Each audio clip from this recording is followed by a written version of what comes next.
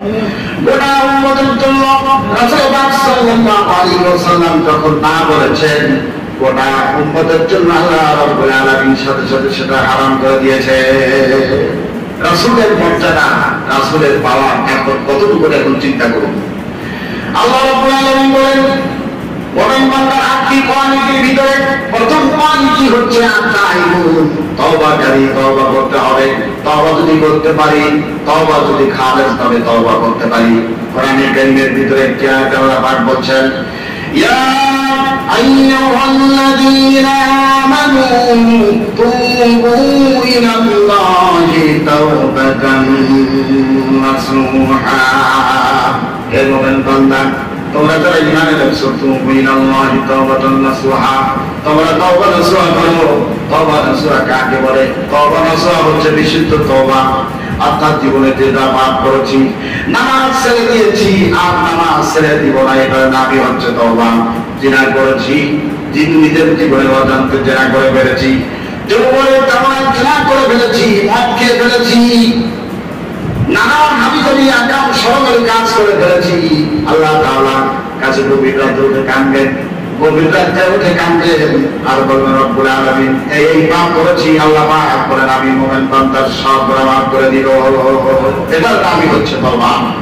মুমিন বান্দার আরেকটি কোয়ালিটি হচ্ছে, মুমিনেরা রাতে ঘুমায় কম, আর রাতে কিছু অংশ সময় ঘুমায়, আর আল্লাহর জন্য তাহাজ্জুদ নামাজ পড়ে, 2 রাকাত তাহাজ্জুদ নামাজ পড়ে সিজদায় পড়ে কাঁদে। ইসলামে আন্দোলন যারা করে শুধু হরতাল দিয়া রোড মার্চ করে ইয়াদের টাকা উঠায় ইসলাম দিন প্রতিষ্ঠা করা সম্ভব নয়। আল্লাহ দিন প্রতিষ্ঠা করতে হলে, ইসলামী আন্দোলনের কর্মী হতে হলে তাহাজ্জুদ নামাজ পড়তে হয়, গভীর রাতে উঠে কাঁদতে হয়, নফল রোজা রাখতে হয়, তাহলে তারপর আল্লাহ পাক ইসলামের বিজয় দিবে। নতুবা হরতাল করে শুধু ধর্মলাভ করে ইসলামের বিজয় কখনো আসে নাই আর আসবেও না। গভীর রাতে উঠে কাঁদতে হবে।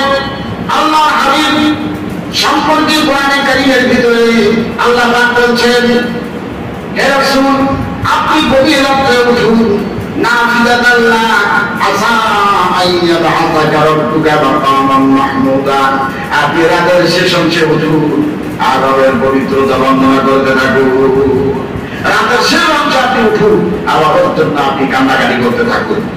মা আয়েশা সিদ্দিকা রাদিয়াল্লাহু তাআলা রাসূল পাক সাল্লাল্লাহু আলাইহি ওয়াসাল্লাম কে নামাজ পড়তে দেখেছেন। হযরত আয়েশা বলেছেন, আমি আল্লাহর হাবিবকে নামাজে অবস্থায় দেখেছি।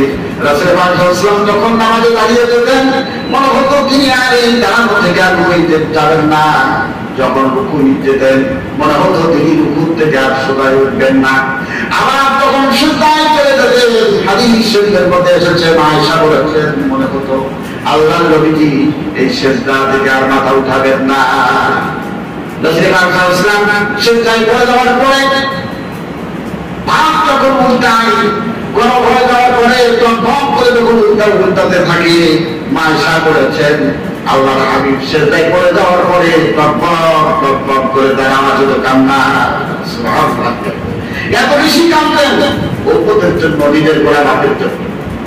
মা আয়েশা বললেন, ইয়া রাসূলুল্লাহ, ইয়া হাবিবাল্লাহ, আপনি এত বেশি কেন কাঁদেন?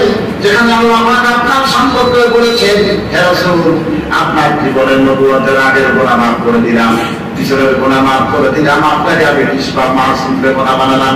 হে রাসূল আপনি এত বেশি কেন কাঁদেন? রাসূল পাক সাল্লাল্লাহু আলাইহি ওয়াসাল্লাম বললেন, ও আয়েশা, যে আল্লাহ রাব্বুল আলামিন আমাকে এত নিয়ামত দিয়েছেন, আমার সুন্দর চেহারা দিয়েছেন, যৌবন দিয়েছেন, আল্লাহ পাক স্বাস্থ্য দিয়েছেন, 2টা চোখ দিয়েছেন, হাত দিয়েছেন, পা দিয়েছেন, আমার হিউম্যান বডিটা এত সুন্দর করে নজর করে যে আল্লাহ পাক সাজাচ্ছেন মাশারে, সে আল্লাহ পাকের শুকর গুজার কেন করবো না? আল্লাহ হাবিব এত বেশি শুকর গুজার করতেন, হাদিস শরীফের মধ্যে এসেছে, এত বেশি তওবা করতেন। রাসূল পাক সাল্লাল্লাহু আলাইহি ওয়াসাল্লাম তো 100 বার ইস্তিগফার, তওবা ইস্তিগফার করতেন। কতবার? সবাই বলেন কতবার? 100 বার তওবা ইস্তিগফার আল্লাহ রাসূল করতেন। আমরা কি করি? আমরা 10 বার করি না। তাহলে আমরা কি নিষ্পাপ? আমরা করি না। কারণ কি? আমাদের মুনাফিকের রোগ ধরেছে।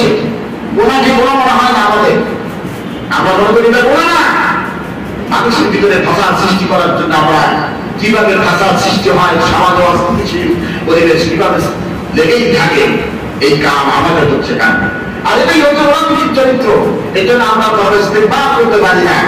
আল্লাহর হাবিব তার আদব ছিল, তিনি তওবা করতেন এইভাবে, যখন নামাজ পড়তেন এখানে যখন সালাম ফিরাতেন, সালাম ফেরানোর সাথে সাথে মৃদু আওয়াজে বলতেন আল্লাহু আকবার। কি বলতেন? সবাই বলুন আল্লাহু আকবার। সবাই বলেন আল্লাহু আকবার। আবার বলেন আল্লাহু আকবার।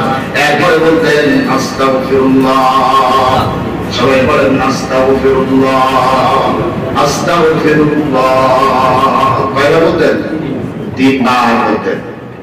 নবীজি বলেছেন ডানা ডানায় সালাম ফেরানোর পরে 3 বার আস্তাগফিরুল্লাহ, আস্তাগফিরুল্লাহ, আস্তাগফিরুল্লাহ, আল্লাহু আকবার কইয়া যদি আস্তাগফিরুল্লাহ, আস্তাগফিরুল্লাহ বলতে পারে, নবীজি বলেছেন আল্লাহ রাব্বুল আলামিন ওই বান্দার তামাম জিন্দেগির সব গুনাহ মাফ করে দিবে।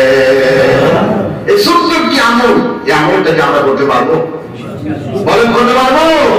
ইনশাআল্লাহ। কেউ বাদ দিবেন না।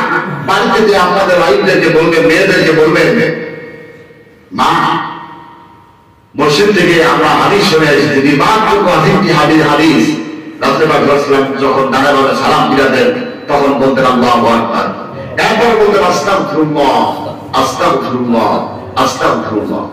ওই মুমিন আল্লাহর কাছে সবচেয়ে যদি মুনাফিক তার সন্তান তার মেয়ে যদি গুনাহ করে, মুনাফিকের কিন্তু কোনো মান সম্মানে বাধে না।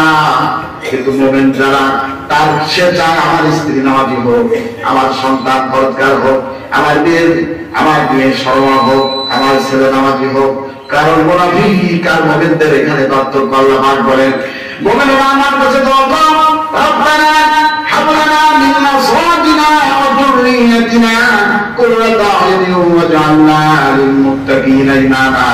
আল্লাহ আমার সন্তান, আমার স্ত্রী, আমার ছেলেমেয়েরা আমার হালাল এমন সুন্দর করে দাও যেন তাদেরকে দেখলে আমার চক্ষু শীতল হয়ে যায়। চক্ষু শীতল কেন হয়? তারা নামাজ পড়তে দেখলে, রোজা রাখতে দেখলে। আপনার সন্তান বাড়িতে যে দেখছেন গভীর রাতে নামাজ পড়ছে, আপনাকে চক্ষু শীতল হবে কিনা? এই জন্য আল্লাহর কাছে দোয়া করতে হবে, আল্লাহ কিয়ামতের দিন আমার স্ত্রীর কারণে, সন্তানের কারণে তুমি আমাকে আসামির কাঠ করিও না। বলেন আমিন।